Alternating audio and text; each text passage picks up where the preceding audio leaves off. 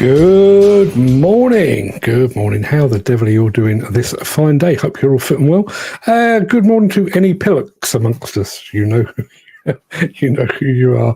Well, I don't know about you lot, but for me, that was one of those weekends that I just blinked and kind of missed. Andy Hill, Demolition, good morning, over on Instagram. I did a bit of shopping, bit of gardening, a bit of writing, and then wham, Monday again. No idea how that happens. Did anyone, I'll just check the chat, see what's going on over there. There you are. Peter McKenna, good morning. Peter says, what a tune to start the day. Nothing like a bit of Beastie Boys to get you in the mood, I always say. Something going on over on Instagram, not entirely sure what it is. Good morning to Mark Whiting. Let's have a look, go back a little bit further. This came in at 5:52 this morning. Good morning, ladies and gentlemen, filthy animals alike. How the big Googles are we all? Start of another fan-dabby-dozy day here in the UK. Thank you very much indeed for that, Dan. You really are the ultimate in early risers. Peter McKenna is in the house as well. We've already mentioned Peter. Gary Muirhead is here as well. Ken Hatcher, bright and early this morning. Good morning, Ken. Who else do we have here? I think I mentioned Mark Whiting. Yes, Gary Muirhead says the two quickest days of the week, Saturday and Sunday. They really do absolutely fly by, don't they? Did anyone follow any of this hard landing coverage of the Iranian president's helicopter over the weekend? They're now saying he's actually been killed, which makes it a very hard landing indeed. Apparently his helicopter actually crashed. All of which, I'm just going to say very quickly, I am going to get to the point in a second. Good morning to Chris Ford and to Steve Williamson. Good morning, chaps. Thank you very much indeed for being here. Yes, the language used, a hard landing, which ultimately turned out to be a helicopter crash, all of which reminded me of my old editor when I was on Contract Journal back in the day. He was on a management training course on the night of the Great Storm of 1987. You know, the hurricane that never actually was. Obviously, this was pre-mobile phone. So the protocol back then, I don't know if anybody else remembers this, staying away in hotels on business, you'd go down to breakfast via reception and ask at reception, are there any messages for me? My old colleague did precisely that, was told, yes, sorry, Mr. Barker. There was quite a storm last night and a tree branch has fallen onto your car. When he recounted the story back in the office, he said it was said with such a lack of concern and urgency, he thought, oh, never mind, I'll go and check that later. So he went and had his breakfast.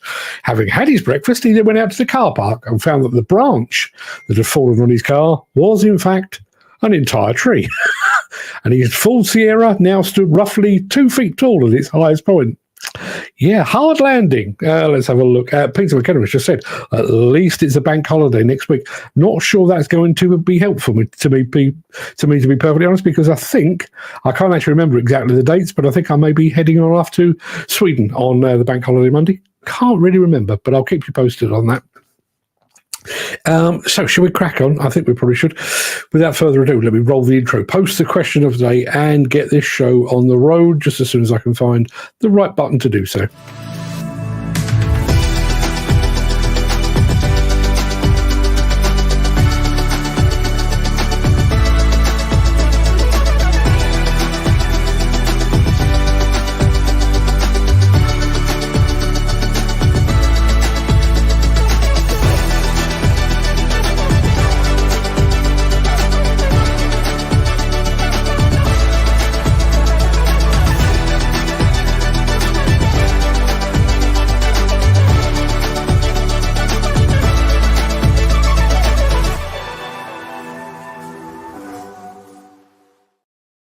It is Monday, the 20th of May. Can you believe it? Welcome to the Breakfast Show. I am your host, Mark Anthony, the Walrus of Demolition. In today's show, Bobcat makes tracks. Caterpillar's rebuild reputation is growing. JCB tackles potholes north of the border. And we're talking finance with Komatsu, not with Caterpillar, with Komatsu. I don't know the answer to that. Steve Williamson says, we seem to have had a lot of the same questions of the day, or is it just me? I do wonder sometimes whether they are kind of going around in circles.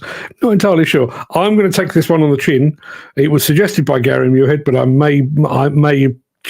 maybe I should have checked back, but I don't know. And we're going to finish the show, well, actually it's before the end of the show, by why sometimes size matters. Don't worry, I'm not talking about that. Our question of the day today, which I'll come back to in a moment, is Do you have a hidden talent? Peter McKenna quietly points out, if it would no longer be hidden if I told you. Tell us anyway. Go on. Be a good fella. Right, okay, so yes, we've got all that to come to, but we do need to worry about the small matter of today's mystery machine. Kind of a mixed feeling about this one. There's a bit of me that thinks this is recent enough for people to go, yes, I know precisely what that is. And there's a bit of me that thinks it might just be far enough back for people to go, nope, not a clue. So let me roll the animation and then I'll show you exactly what it is that you have to work with.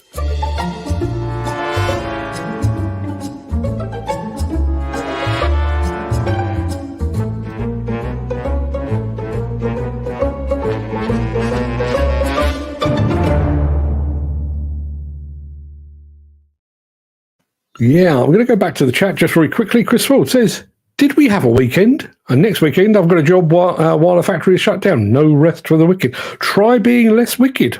There's a thought. There is a thought. Right, so mystery machine for you people. This, on a Monday morning, is what you need to identify. Anyone got any clues on that? I'd be impressed, but if you've got any clues on that, please let us know in the chat as per usual. And as always, I am looking not just for make, I'm looking for make and model.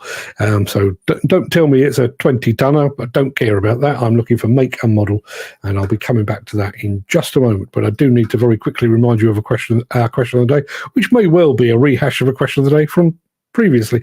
Here we go.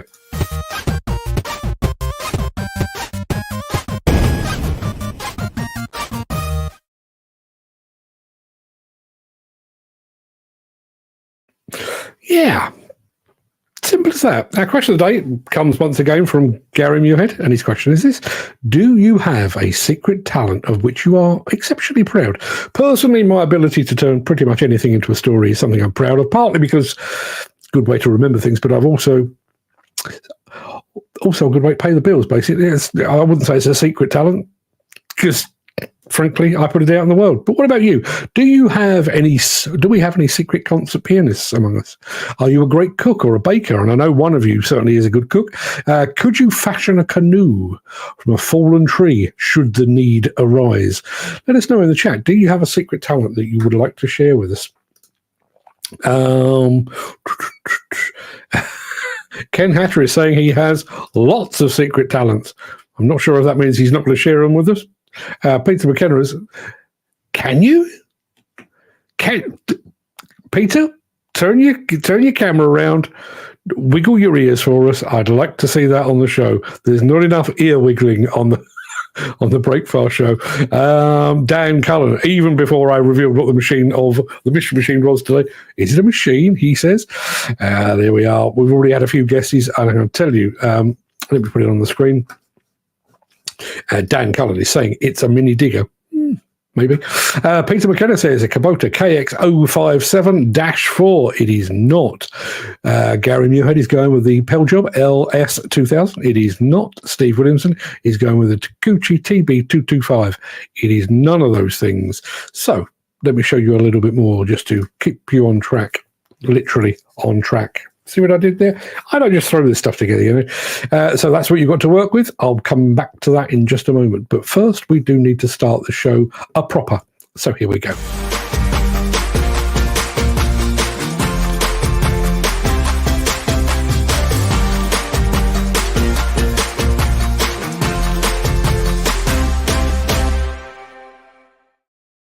Under most circumstances, heavy equipment and cyclists make for very, very bad bedfellows indeed. However, when the two are brought together deliberately and safely, they really can do a lot of good.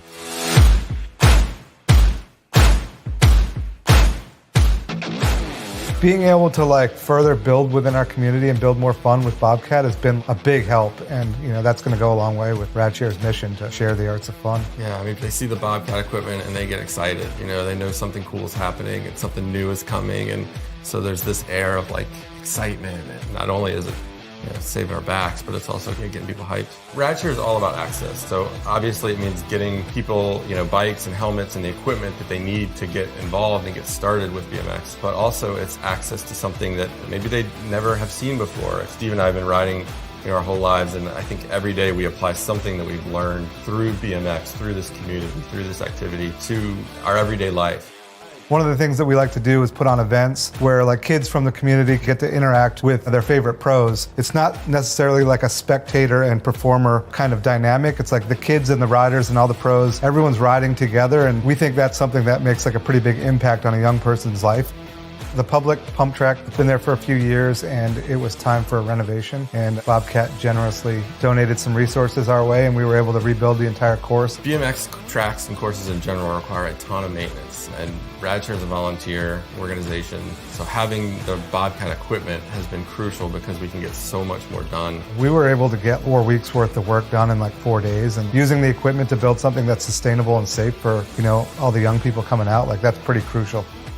Really, it's just a matter of like taking the initiative to make something happen and making sure you have the right equipment. Like, Bobcat was essential in building this course. So just having a vision and putting forth the effort, and anything is possible. Yeah, Steve says a lot, you build your own fun. And that's essentially what we tell people. It's like, if you want to do something, if you want to have this, just get out there and build your own fun.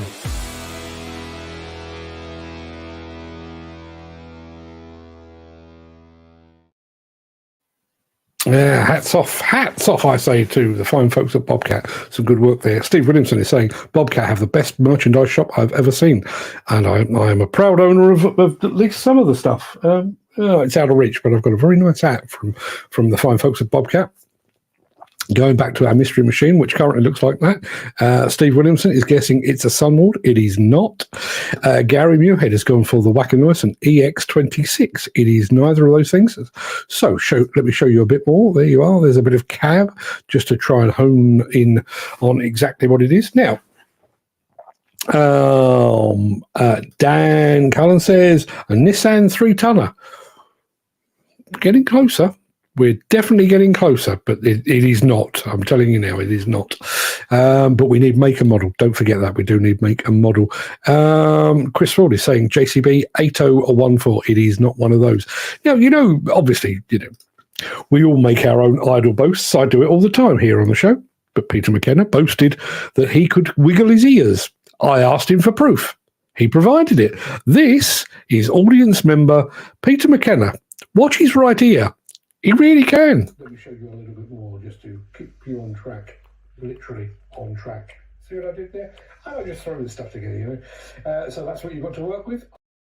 So, yes, you were listening to me, but you were watching he was quite clearly watching me, watching him, watching me. He can wiggle his ears. He really can. How do you do that?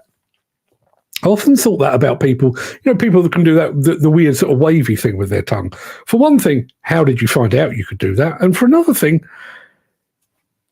if I want to lift my arm up, I my brain says, oh yes, that'll be the muscle that does that. If I want to squint, yeah, I can do. I don't know what muscle to move to make my ears move. Anybody got any ideas on that? Steve Williamson says he's some boy. He really is. He really is. And I did like this very serious look on his face, like it was taking all of his concentration. We've still had no correct answers on our mystery machine, which currently looks like that. So let me show you a smidgen more. There you are. I think we've all figured out the type of machine it is. All we need now is a make and a model. Keep the guesses coming in. While you're doing that, Dan Cullen says, I can touch the tip of my nose with my tongue. I would imagine that will make you very popular in certain circumstances. Prove it. Prove it, I say. You have a camera. Prove it. I didn't realise we were going down this road today, but apparently we are. Dan Cullen, if you can prove that you can touch your nose with the tip of your tongue, hey, I'm happy to put it online. I have no scruples or limits whatsoever. Right, people, let me take that away because we do need to press on. We've just done Bobcat, which means next up must be a bit of this. If you are enjoying this episode, please consider supporting the show. You can leave us a tip at buymeacoffee.com/demolition news. Right. Right, okay, you could be forgiven for thinking that the JCB Pothole Pro suffered from a severe form of homesickness. Immediately after its launch, the machine seemed destined to stay within the confines of its native Staffordshire, Stoke, all around there. But the Pothole Pro gospel is spreading, and the latest to hear the good word are the fine folks up in Bonnie, Scotland. The impact that the Pothole Pro has had on the safety of our roads in Midlothian has been huge. The rising concerns of potholes in Midlothian was a huge thing. The complaints that were coming in were increasing and increasing. Since the Pothole Pro has come in, those have reduced hugely. When we took delivery of the Pothole Pro, we set a target of 1,000 pothole repairs within the first 6 months. We hit that target within 3 months. The speed at which we are now getting through the potholes is nothing that we've seen in the past. You can fix a pothole in around about 8 to 10 minutes. So we're intending to try and get up to a 2,000 pothole per quarter. We have a relatively small domain. We only measure 20 miles, one boundary to the next. Because the machine can transport itself, and with the Pothole Pro being able to do 40 kilometres per hour, it can travel at no issue at all. You know, it's really mobile, it's really flexible.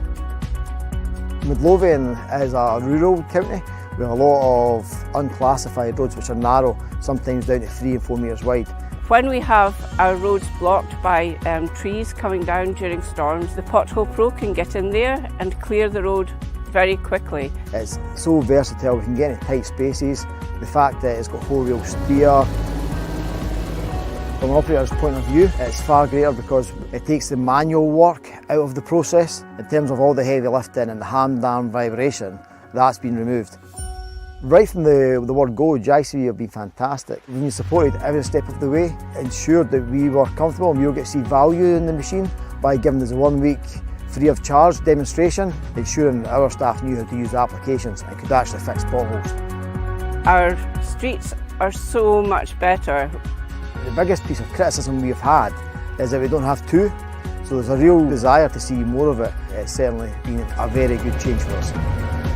I would absolutely recommend the Pothole Pro to other councils in the UK. They are so important to keeping our roads safe, and people can see that. People feel it every day.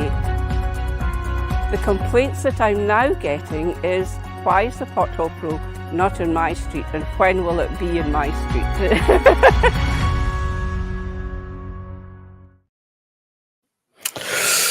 I always say about potholes, an emotive subject, and sure enough, Peter McKenna is saying, what is Peter saying? They don't need a Pothole Pro in Lancashire, they want a full road reinstatement team. The JCB would be scrap before they finished all the potholes. Yeah, there's a few bits around where I live, exactly the same thing. Steve Williamson says, if it's a council, it would take a lot longer per hole. Are you suggesting that the councils aren't quite as quick as everybody else? Good to say good morning to the fine gentleman that is Mick Norton. Steve Williamson also says, we have one up here near Inverness. Highland Council bought one. Good to hear.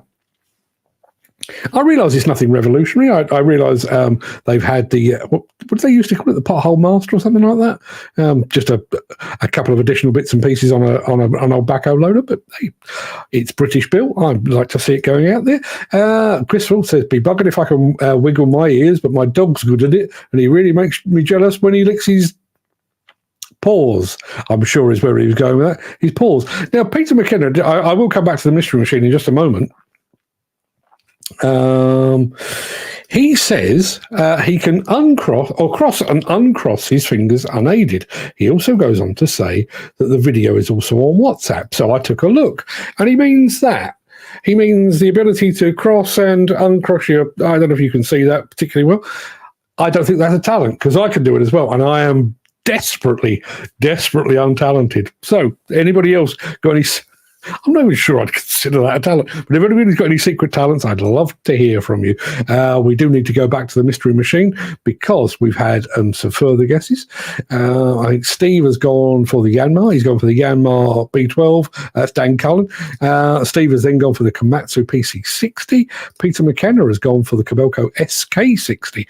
Dan Cullen has gone for the Hitachi EX12. None of you are right. Let me show you again, and I'm going to give you a bit more. Boom, as they say. well, sort of dipper actually, but you get the idea. If anybody's got any ideas on that, as I say, it's not a current brand, but it's not that far away. We'll come back to the main bit of stuff in a second, but the best thing I've seen when in Norway was a tractor with a grass cutter and trailer. The grass from the verges of the road were hoovered up at the same time into the trailer and into a biomass to create electric. Why aren't we doing that? How bloody good is that? Indeed, indeed. They are quite big on the old the biomass up in Scandinavia, up that way. I went to see years ago. Went to see a company that was taking basically the waste from a tannery.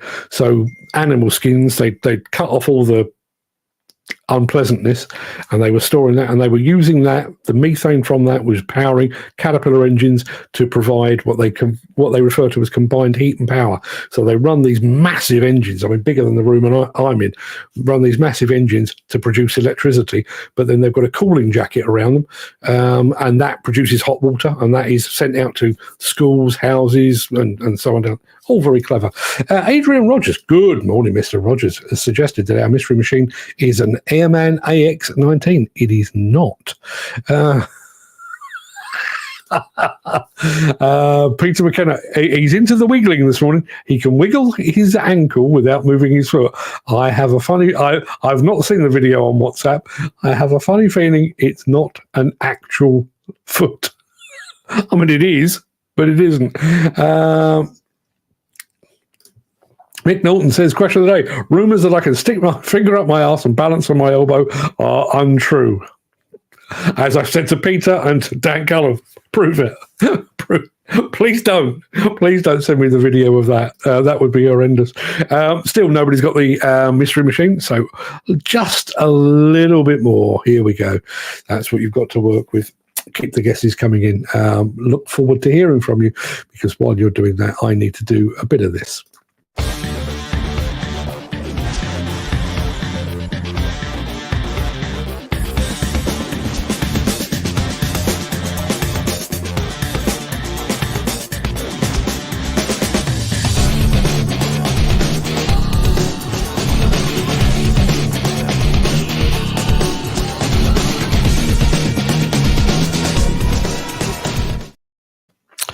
Yeah, Steve has gone for the IHI 2HN, and it's still not one of those. Nobody's even got the right brand. Well, somebody's halfway to the brand, but nobody's got the actual brand that I'm looking for. So keep the guesses coming in.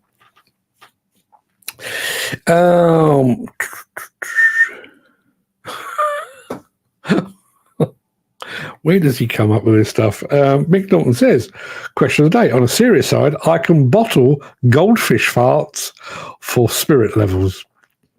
If anybody is in the market for a spirit level, get in touch. Mystery Machine, Terex, TC35. It is not. Still not there. Now, if you've ever wanted proof of just how fast the construction equipment sector moves, just think back over the course of this show. In the 4 and a bit years that this show has been in existence, we have gone from talking about diesel machines through to the good of electric machines, to the not so good of electric machines, to the promise of hydrogen-fueled equipment. At the same time, we've moved our focus on all things new to an increasing focus on getting more from machines from the past and from the present. A little bit like this. Aiken Gardner's been a utility contractor for well over 30 years. It is an employee-owned company. We have about 160 employees on staff now.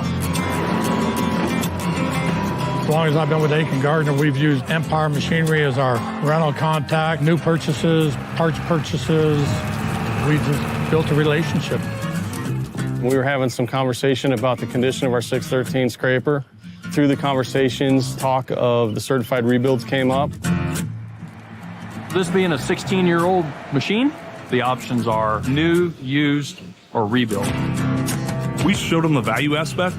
Them instead of having to invest in a new machine or a used machine, they were able to take their asset, rebuild it. Doing this rebuild at the time that Aiken Gardner did saves tens of thousands of dollars on hard parts.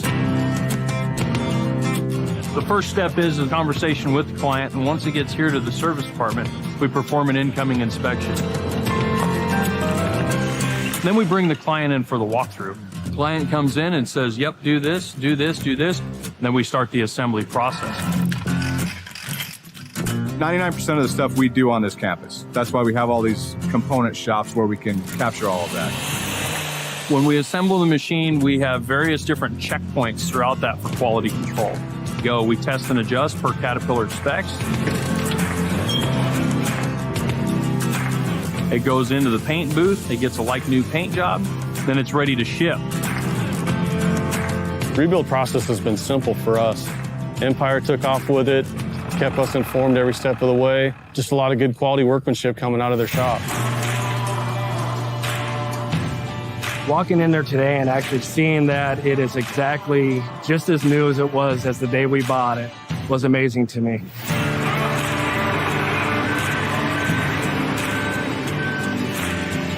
Empire's going to do some field follow with us on it and make sure that everything's working the way it was designed and the way that they anticipated after they did the rebuild.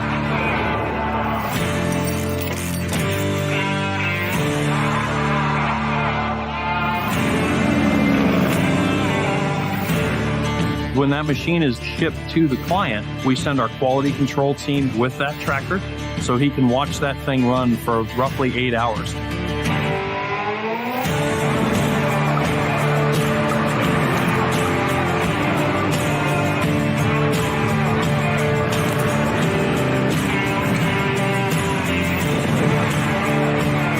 It definitely moves faster. Everything seems to work like it just came off the showroom floor. It runs as good as it looks. I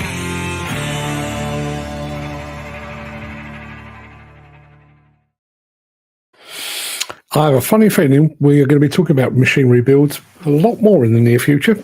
Good morning to Joe Brown Construction Company over in the US of A, which is where we've just been. Now, I can tell you, we do actually have a winner of our mystery machine. Let me throw it up on the screen. That is what you had to work with. I can show you a little bit more, but as I say, we do have a right answer. Peter McKenna originally went for the Terex TC35. It is not. He also went for the Terex TC48. It is not a Terex. Dan Cullen went for the Kubota KH101. It is not. Priestman 3-tonner from Dan Cullen. Nope. Peter McKenna also went for the Ripper R322. It is none of those things. Chris Ford went for the Hannix 36R. Dan Cullen went for the Komatsu PC38. All of those are incorrect. However, here we are. Peter McKenna.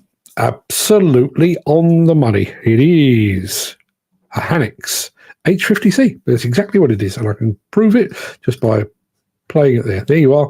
The Hannix H50C. Congratulations, Mr. McKenna. You're not such a pillock as I suggested. For that, I apologise. Well done, sir. Very, very good indeed. Wiggles his ears, can identify a mystery machine at 1,000 paces. Not a bad mix of talents at all. Well done, Peter. And congratulations. You now have the never-ending respect and admiration of your fellow break-fast showers, as somebody called them earlier today. I'm sure there's a better name than break-fast showers, but for now, we're going to stick with that. So let's get back to the show, which looks a bit like this. Since the finance bill came into effect in April, the construction industry has seen a surge of fuel thefts. The rising cost of living has placed an additional risk of theft by employees and contractors, as well as opportunistic thieves. By using diesel dye and placing warnings of its use, you are sending a clear message that this is your fuel.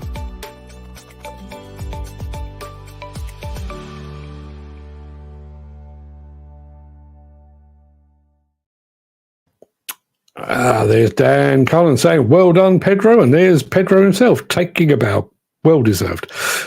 Right, okay, so I know from our analytics that a good many of our viewers watch this show on a mobile device with a tiny screen. So it's very, very difficult to convey just how big some construction equipment really is.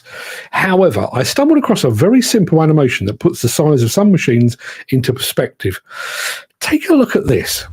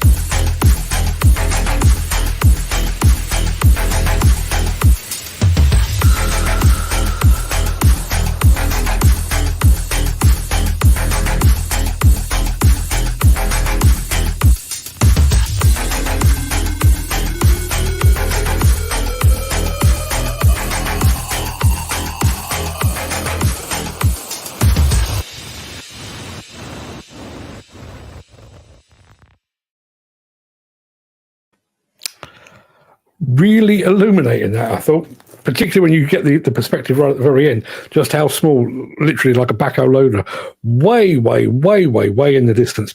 Tiny, tiny little thing. I have to say, a visit to see a bucket wheel excavator is definitely on my bucket list, if you'll pardon the pun. I remember seeing some photos of one that had actually scooped up a Cat D8. A Cat D8, scooped it up by accident. How do you pick up a Cat D8 without realizing you've done so? That gives you some idea of the scale of those machines. Going to pop back into the chat because Mick Norton says the Cat scraper rebuilder scenario highlights the close association between the client and the rebuilder. In the UK, we seem happy to exchange old for new on a far too regular basis without considering the bonuses of a rebuild. I think that is definitely the case in mainline construction and quite possibly in civil engineering as well. I think the mining and the quarry folks are a bit more attuned to all things rebuild. But I mean, I don't know what the rebuild program is at Finning these days. A long while since I've had any real contact with Finning. If anybody knows, I'd love to hear from you. Now, I mentioned the fact that people are watching on a little screen. Ken Hatcher, not quite so little. He's on the iPhone 15 Pro, which is that plus a bit, I think, but that's 12 Pro Max. Peter McKenna, empathetic as ever. Rather than diesel die, how about a 240 volt electric grid all around diesel Bowsers and machines when the site closes for the evening? Would be very effective. It would be very illegal too, and quite possibly fatal. But hey, you know, what's a few electrocutions among friends? Great video, says Dan Cullen. Thank you very much indeed, Dan. Peter McKenna digs into Google, I would imagine, and says the Bagger 293, 96 meters, that's 315 feet tall. The Guinness World Record for tallest terrestrial vehicle shared with the Bagger 288. It's 225 meters or 738 feet long, same as the Bagger 287, weighs 14,200 tons. That's 31.3 million pounds.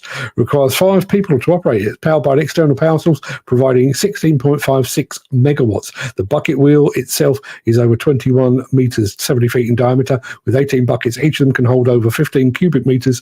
That's 530 cubic feet of material. Thank you for that. If you go and search on YouTube for the Bagger, I think it's the 288. There's a video out there. I think it's like National Geographic or something like that, because it is the world's largest, or it was the world's largest terrestrial vehicle.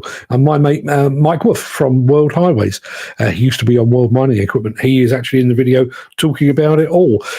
Very, very interesting, and just an astonishing piece of kit. I've never seen anything that big, but I did go to see a big walking drag line towards the end of my stay on Contract Journal. So it would have been, I don't know, 1988, 1989, something like that.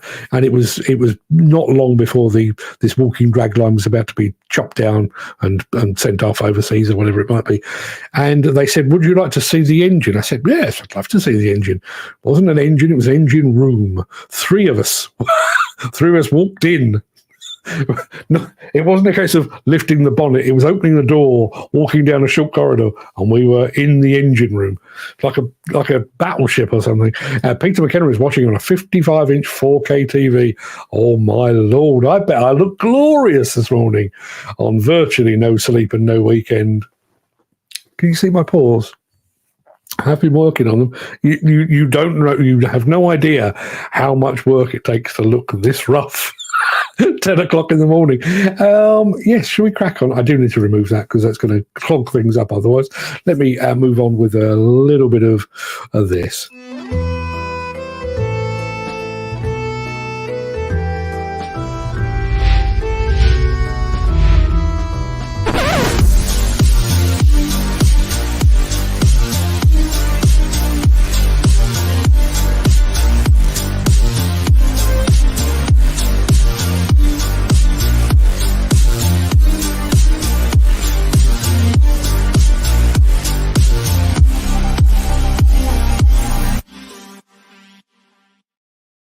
I've no idea what's got into Peter McKenna this morning, but man alive, he's on fine form. I said, can you see my paws? And he said, I saw you pause. I see what you did there. Thank you. we do have some more equipment footage to bring you from the Intermat show in 2024, the Intermat show 2024 from Paris, I should say. But by way of a change, instead of looking at machines, we're going to look at Komatsu's finance offering, which was featured at the show, and obviously will be featured long after the show as well. Take a look at this. Komatsu Europe International offers a specialised financing service tailored to the needs of businesses across the continent. With dedicated teams stationed in Germany, France, Italy, Portugal, Belgium, the Netherlands, Sweden and Norway, Komatsu Finance stands ready to support clients in their investments. We speak to entrepreneurs from 3 European companies who rely on Komatsu Finance to finance their Komatsu machines. Waar de bank eigenlijk kijkt naar cijfers, gaat Komatsu meer kijken naar de noden van ons als firma. Komatsu heeft daar eigenlijk een betere feeling dan een bank. Intanto è molto settoriale il finanziamento ed è mirato al prodotto che costruisce e che vende al cliente poi. Quindi per me è un valore aggiunto. Komatsu Finance kennt uns, kennt unsere Mitarbeiter, auch unsere verantwortlichen Personen im Unternehmen. Ja, also das Schöne ist halt natürlich, es ist doch eine persönliche Sache. Thus, Komatsu doesn't just offer guidance on the type of machinery a customer needs, but also its expertise to financing.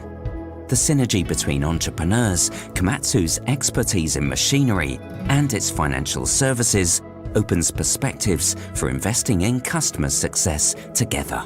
Credo e ricordo nel momento di crisi 2008-2012 dove tutto era problematico, specialmente il ricorso al credito, io con voi sono riuscito ad acquistare comunque delle macchine, cioè a essere finanziato da Komatsu per l'acquisto delle macchine. Obviously, Komatsu knows the machines and their capabilities better than anyone, but also has thorough business insights into the sectors where these machines operate.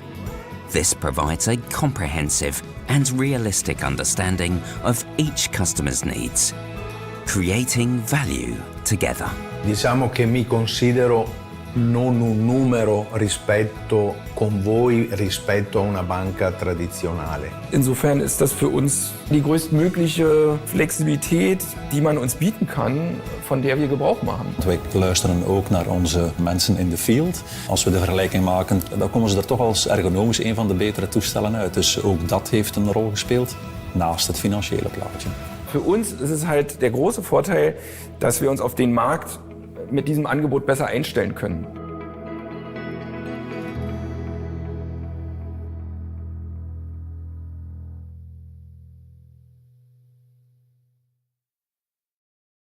Yeah, Mick Norton's asked a very valid question there, and it is Komatsu Finance everywhere but the UK. Why? My guess, and it is purely a guess, is that we have a Marubeni Komatsu in the UK, which is effectively a dealer, and therefore I would imagine they have some sort of, I don't know whether it's actually a Marubeni Komatsu finance package or whether they work in partnership with an outside external finance house. But I would guess that is the answer. But if anybody can shed any light on that, I'd love to hear from you. That pretty much wraps up the main part of this morning's show. In under an hour, we've done very well this morning. I'm going to roll the outro in just a second before leaping gazelle-like over into the chat to see what you're all saying today. If you can't stick around for that, then please stay safe. Look after yourself, your family, your friends, and your colleagues. I hope to see you again very soon. But if you do have the time and the inclination, I will be back with the Craic immediately after this final word from our key show sponsor.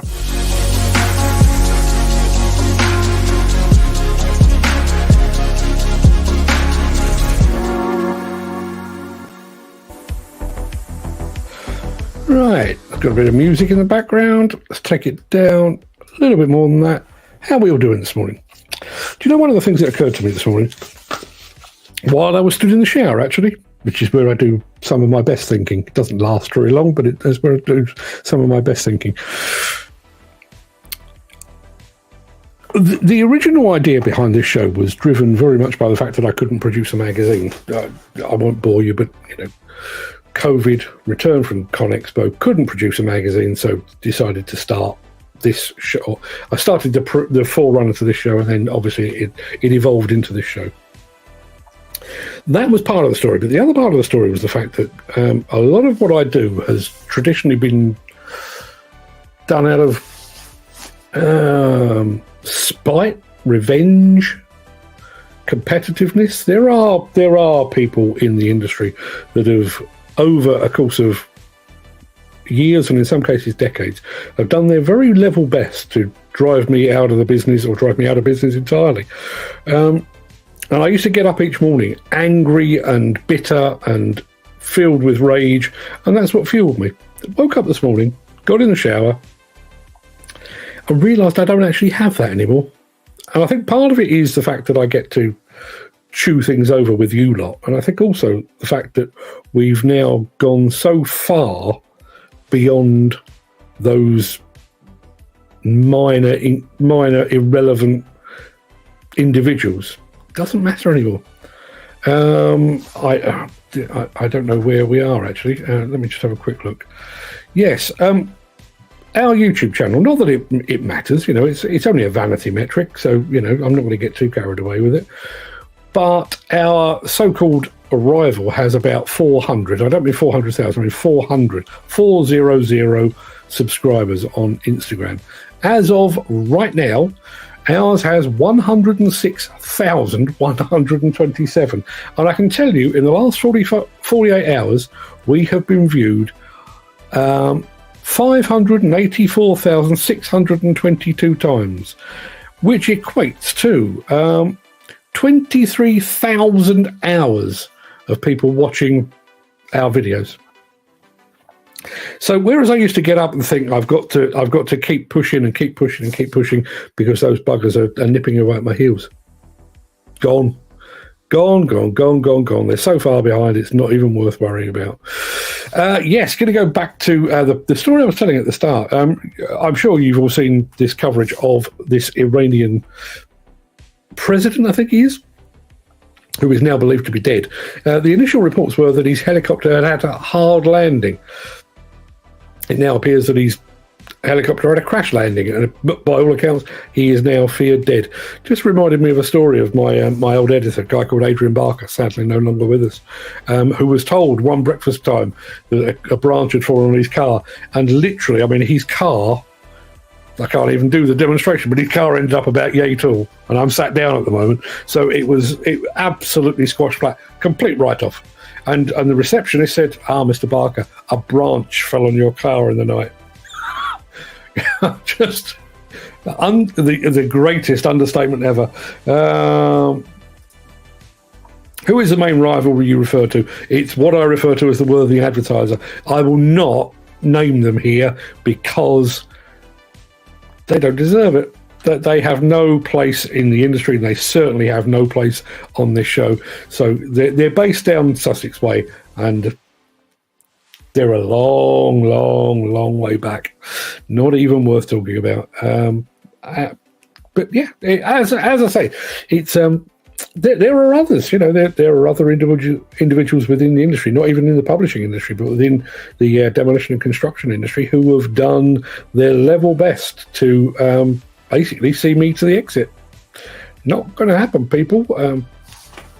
I'm not saying that having a big YouTube following or a big Instagram following necessarily equates to permanence of business, but you know, just it's not even a competition anymore. Just they are so inconsequential. Yeah. So yeah, I have to admit, I'm a little bit worried about it. That's why I'm mentioning it. I'm not mentioning it here to brag, because, you know, I just do the show. I don't add subscribers to Facebook. I don't add subscribers to Instagram. That's you people and other people that are watching. You're doing that. It's not my handiwork at all. There's nothing that I've done whatsoever. I just churn out content, and if people like it, they like it. If they don't, there's nothing I can do about it.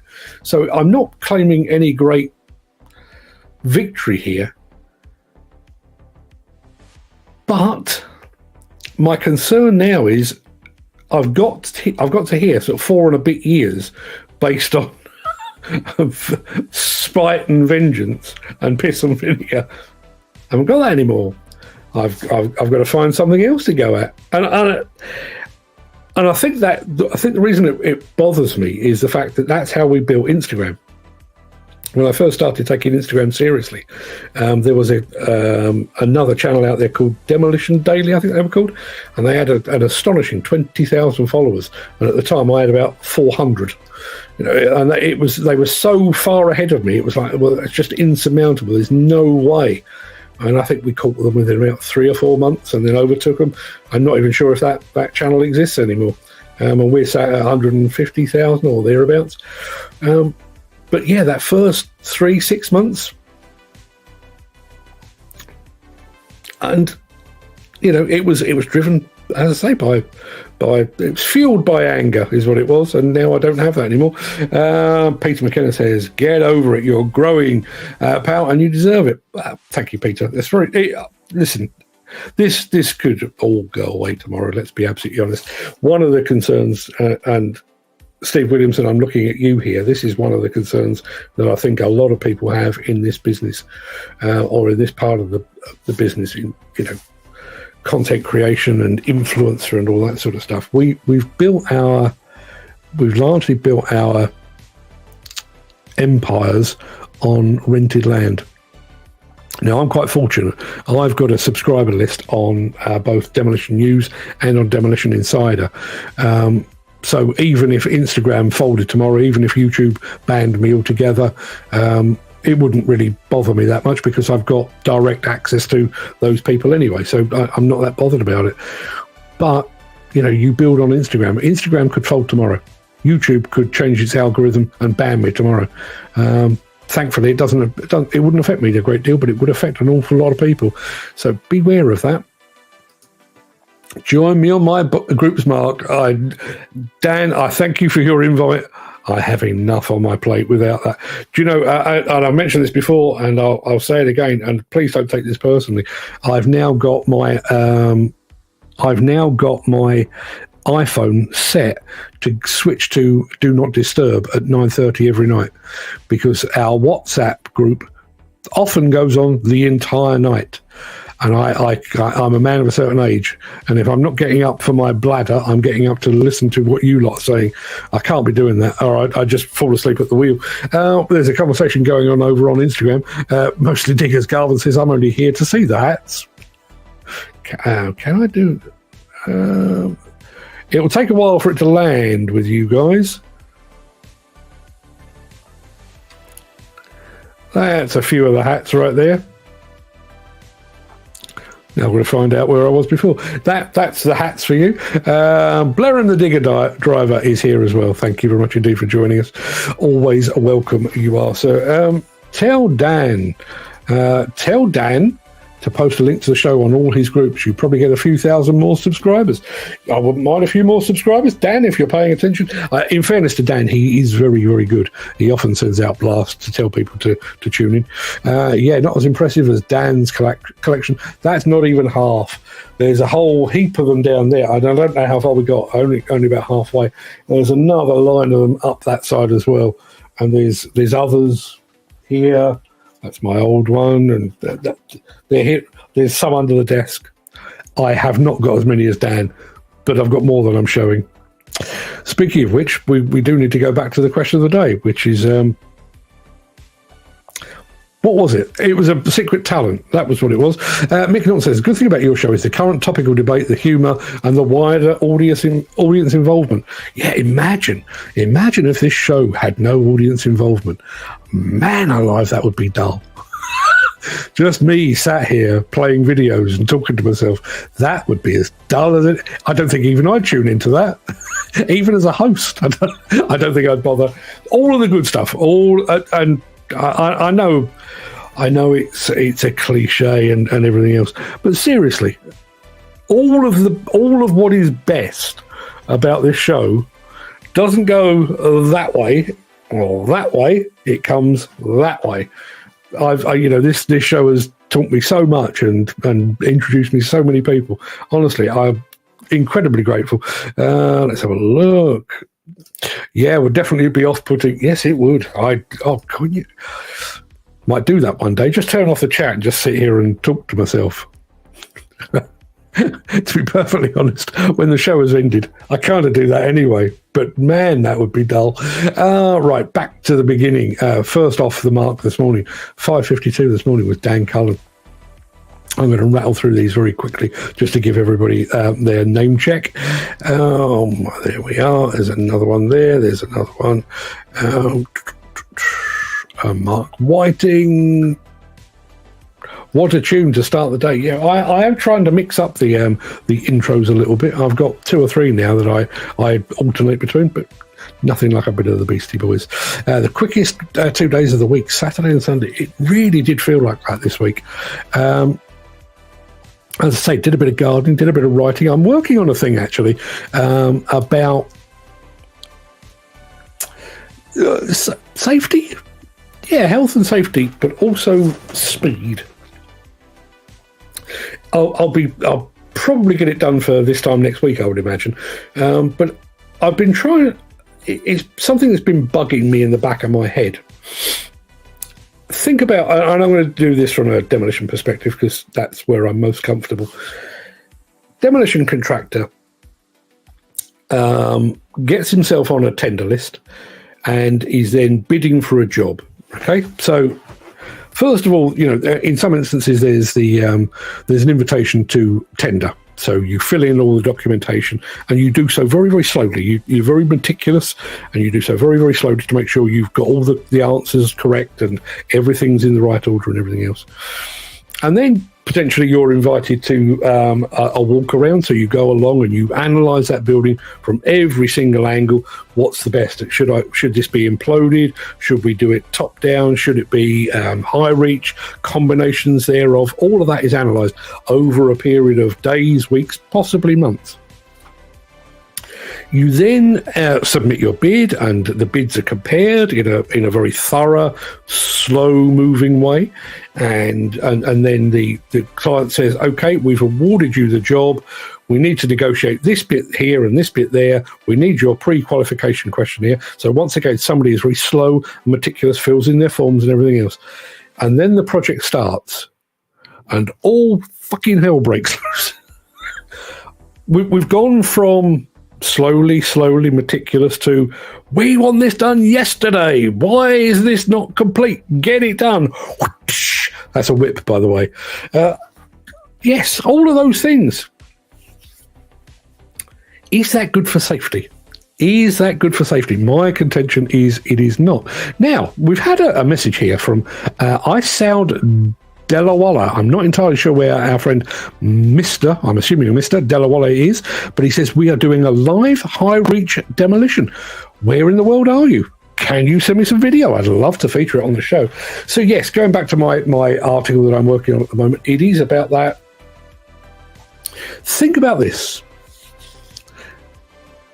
Aside from, maybe if you're in a house fire, or maybe if you walk in a room and find yourself looking eye to eye with a grizzly bear, under most circumstances, if somebody says, be safe, that is also shorthand for steady, don't rush, take it easy, slow down.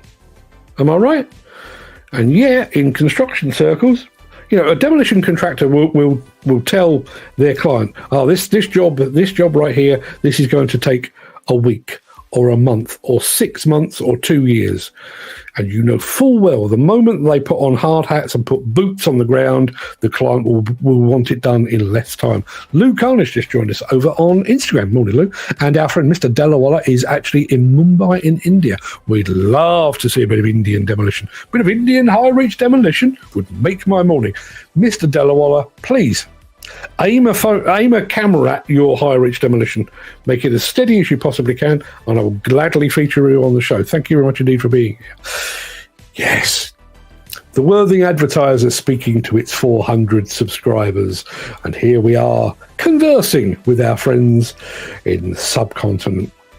There's your difference, people. There's your difference. Dan Cullen is here. Chris Ford's here. Steve Williamson is here. Peter McKenna is reminding everybody that it is a bank holiday next week. It is. It's not May Day, is it? I think we've already had that one, haven't we? Yes, but there is a bank holiday coming up, and I can't for the life of me remember.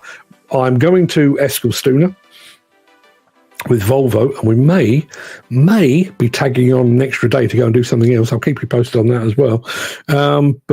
Yes, I can't remember if we're going on the Monday or the Tuesday, but I will let you know. So, question of the day, which is in a roundabout way from Gary Muirhead, and my apologies if we are repeating ourselves on the question of the day. I never kept a list. And every once in a while, I'll put a question of the day up and think, that sounds familiar. And I can't remember if it sounds familiar because I wrote it 3 weeks previously or because it is something I've done before. But our question of the day today is, do you have a secret talent? A lot of them seem to be bodily functions, wiggling of ears and crossing of one's fingers and licking one's nose. I mean, each there. I was rather hoping that somebody was going to come back and say, yes, I'm secretly a cellist of some renown or something like that. No, it's all been the wiggling of the ears and the noses, unfortunately. Let's have a look. Steve Williamson, he's mentioned this before. I need to know more. Steve Williamson, what is it that you cook? Are you a broad church of culinary expertise? Are you a Scottish specialist? Do you have a way with haggis? Let us know. And then we'll make up our mind, because if you should ever invite us to dinner, we need to know what it is we're likely to get. And we'll make our travel plans accordingly. Let us know. Chris Ford, did we have a weekend? Yeah, and next weekend I've got a job while the factory shut down. No rest for the wicked. Does feel like that sometimes, doesn't it? Does feel like that. The bizarre thing is, my journalistic career, I started out, the first magazine I worked on full-time was a weekly. And I went from a weekly to a monthly. So you had 4 days to produce a magazine, and then you had 25 days to produce a magazine. Excuse me. So 25 days allowed you more depth, allowed you more research time, and so on down the line. I'm now producing daily. You can only imagine there really is no rest for the wicked here. Now, going back to Chris Ford having a job at the weekend, Chris, says Dan Cullen, if you need a hand, drop me a line. I'm free. He said that a lot like John Inman from Are You Being Served? I'm free. I'm sure he didn't. I'm sure he was a lot more butch than that. Ken Hatcher says he has lots of secret talents, but then doesn't reveal what they are. Do we believe him? Do we guess? Do we make up a set of secret talents that we believe Ken Hatcher has? I'll leave that to you lot. Loads and loads of guesses on our mystery machine as well. Steve Williamson says, Bobcat, the best merchandise shop I've ever seen. Yeah, our friend Mr. Delaware has just said, check your DM. I will check my DM. I can't do it right now, but I'll do that when I come offline. Thank you very much indeed. Best merchandise shop, I would say, best one I've ever seen was probably, and it wasn't the last Baumer, I think it was the one before, the Caterpillar merch store at Baumer was astonishing. Just the size and the scope and the scale and everything else. But I have to say, if I had to, here's a thought, and bearing in mind I am not here to have any kind of brand loyalty, but if somebody required me to wear only one digger brand for life, I'd choose Bobcat. Not just because they do lots of stuff, although that would help. They do some very unusual T-shirts. I've got a few of those. I've got some socks as well. I've got some trainers. I'm sure I've shown you this before, but I will bear with me a sec. Still yet to be worn in anger, but they do a very nice line in footwear. Well, there you are. But yes, Bobcat. Bobcat makes some of the best merch, I think. And because of the whole throwing it away, I think because of the cat there, that doesn't necessarily scream digger, does it? It could just be some weird Italian designer brand or something like that. I have to say, I do love me a bit of Bobcat workwear. Let's have a look. Question of the day. Gary Muirhead answering his own question. Being able to get on my wife's nerves most of the time. It's a talent we share. I don't get on your wife's nerves. Well, I don't know if I get on your wife's nerves, but I certainly get on my wife's nerves. All the live long day. Peter McKenna boasting again. He can cross and uncross his fingers unaided. I didn't think that was a big deal. Apparently it is. A bit of chat about the Pothole Pro.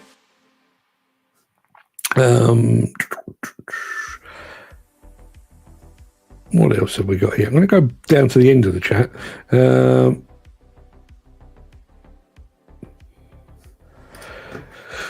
Ken Hatcher's secret is taking bike out for Barbie. No idea what that's about. Garvin says, bought a Bobcat t-shirt at a show in Canada 20 years ago. I wish I still had it. Yeah. You see, I've mentioned this before. When I mentioned him earlier in the show, the guy that had the tree fall on his car, Adrian Barker, we were in business together after we'd both left full-time journalism. And he had an almost, I mean, like 99% complete set of Caterpillar handbooks, if anybody remembers. Huge, thick tomes they were. And he had an almost complete set of those. Gone. No idea where. Very regrettable.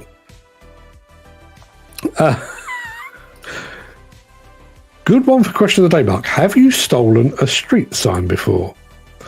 I get the impression that's leading somewhere. Like Peter may be about to confess something.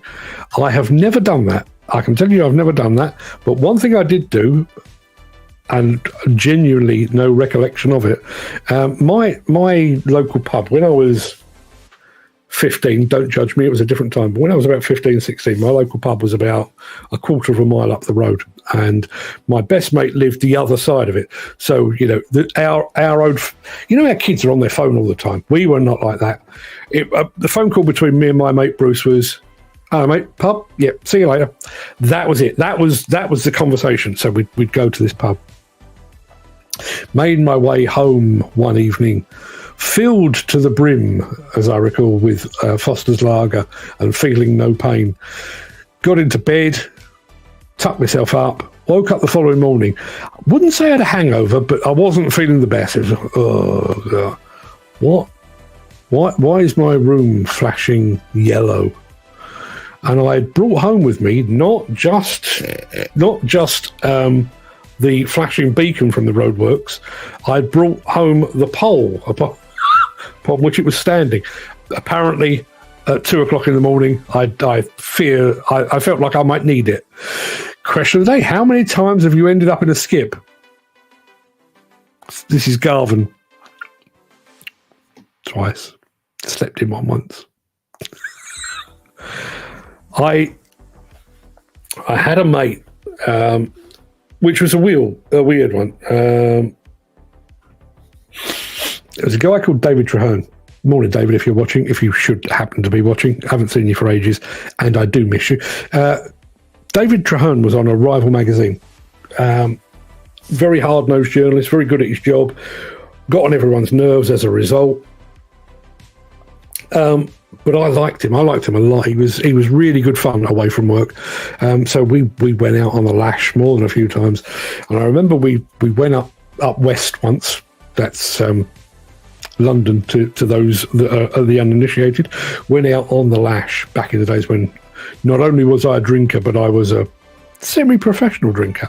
A pair of us went out, had dinner, got absolutely plastered, ended up sharing a taxi. And we were going in different directions, but we got in the same taxi. And at one point, we decided to go eat. So I got out the taxi. If anybody's ever been through the Elephant and Castle in London, you'll know there's this big glass cube obelisk in the middle of a roundabout. Well, I woke up against that, and I had a half-eaten kebab in my pocket. No idea whether it was mine or somebody else's that I picked up along the way, but I woke up thinking, that traffic seems to be going the wrong... How is that? Where? Yes. Slept on a roundabout. Don't recommend that. Young people, don't do that. Peter McKenna says, I stole a shop sign after hitting and clipping it with a wide load in the middle of London at 3 a.m. That is the solution. I know a mate of mine has got one of the road signs from what's the bloody thing called? You know, the Monaco Grand Prix. He's actually got one of the street signs from the Monaco Grand Prix track. True story. Peter McKenna says a Robert Half survey discovered that Monday and Tuesday are the two most productive days of the week for employees. Employees self-reported Monday as the most productive day, with 29% of respondents citing it as the day they get the most work done. I have to say I'm pretty much the same. Pretty much the same. Mainly because I have to get a column out on a Monday, and I also have to do a show as well. But yeah, I can see that. Mick Norton says, question of the day. After a drunken night, this wasn't the question of the day, was it? After a drunken night in Chatham High Street, my sapper mate and I dressed the statue on horseback of General Lord Kitchener in an army issue pyjama jacket. I bet he looked fantastic. Do you remember there was it an anti-capitalist march in London, and somebody put a Mohican wig on Winston Churchill? I realise it's in very poor taste. I realise it's, reprehensible, but it did look quite fetching. Almost like it was supposed to be. Peter McKenna is saying, I see Welder Faber's channel has taken a nosedive since he left Fox Group. It's a channel that I occasionally encounter, but I don't know enough about it. To the point where I didn't even know he was part of Fox Group. So yes, is this a YouTuber going off on his own, do his own thing? Because that can sometimes be the kiss of death.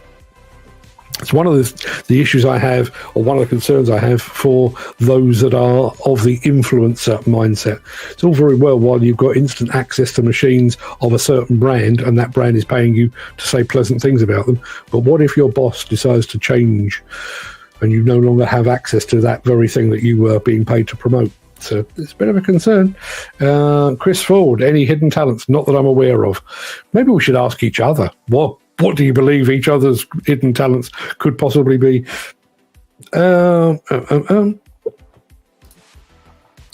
to throw that one back up. The good thing about your show is the current topical debate, the humour, and the wider audience involvement. Yeah, long may it continue. The show's strength is one of its perceived weaknesses. People fail to realise that most views of this show happen long after the show's actually aired. We get our biggest views over on Instagram in a couple of thousand a day, sometimes more than that, after the show has aired. And that is often used against us. Oh, he only has 20 or 30 digger drivers on the show. Yeah, because they are the loyal audience, and they are there for the live part, and they are an active participate. They take an active participation in the show. But the absolute truth is, biggest audience is afterwards. And we were doing the maths actually at the weekend, because we're working on something for an American company at the moment. And our biggest audience is not here in the UK. It's by far in America, who most of whom aren't even online yet. I know some of them are, but they're not online yet. These are all part of the sticks and stones thrown at us by the Worthing Advertiser with their 400 YouTube subscribers. Could you honestly be bothered? 400. Imagine that you were a footballer and they say, yes, you've made it to the final. You're going to be playing at Wembley, and you run out on the pitch. There are 400 people there. You'd be pretty upset about that, wouldn't you? You'd be pretty disappointed. You'd be a lot happier if 106,000 people were stood there, I would imagine. Yes. Okay, I think that probably covers things, people. I'm going to let you get on with your day. We've done an hour and 12 minutes. That's more than enough of anyone's time. Gary Muirhead says, I remember me and a mate stole a set of temporary traffic lights from the roadworks, tried to wire them up, fused the whole house. I blame the drink. I blame the drink as well. The drink got me in a fair few scrapes over the course of time. Peter McKenna says, I've got 5 YouTube subscribers, Mark. They're doing better than me. These things are relative. Yeah. I nearly froze to death once, by the way. I've actually written a couple of stories about times, the various times that I've almost died, and I've never written that one. Went on a trip to see a manufacturer in Germany once. way too much to drink on the beer, on the schnapps and stuff. Ended up back at the hotel, and I can't remember quite what happened, but I decided we'd been playing or arsing about in somebody's room, and I decided to go back to my own room. And when I got to the main building of the hotel, it was closed. It was locked up. And this is, I don't know, probably February time. And I was sat there. I mean, bearing in mind, I'd gone out that night suited and booted, so jacket, shirt, tie, the whole kit caboodle. And it was, I don't know, 4 o'clock in the morning. I thought, well, I'll sit on this bench and wait for the hotel to open. And it started snowing. And even in my drunken state, I was sat there thinking, yeah, I think if I stay out here much longer, I probably will die. Thankfully, somebody spotted me and let me in. Peter McKenna says, I've had sex in the middle of a roundabout. See, there's a bit of me that wants to ask, and there's a really big bit of me that really would rather not know. Why? How? When? Was this during the daytime? I assume someone was with you. Peter, you leave me intrigued. And he's actually said, have a good one, folks. I'll leave that there. Well, thank you. Thank you so much for that. Dan Cullen says, have a wonderful day. And Chris, I'm in Yorkshire, so not far away. Dan is angling for a visit to Derbyshire and a chat with Chris Ford over a bit of weekend work. Hope it comes together, chaps. I'll be back tomorrow. Come and do this again, would you? Maybe we'll pick up where Peter left us in the middle of a roundabout. Maybe we won't. Maybe I'll sleep on it and decide that's a really bad idea. Until tomorrow, everybody, have a fantastic day. Stay productive, because it is a productive day of the week. And I'll see you tomorrow. And go slow. Stay safe. There's an article coming that will tell you exactly why that's a good idea. I'll bore you with that some other time. Till tomorrow, everybody. Have a great day. All the best.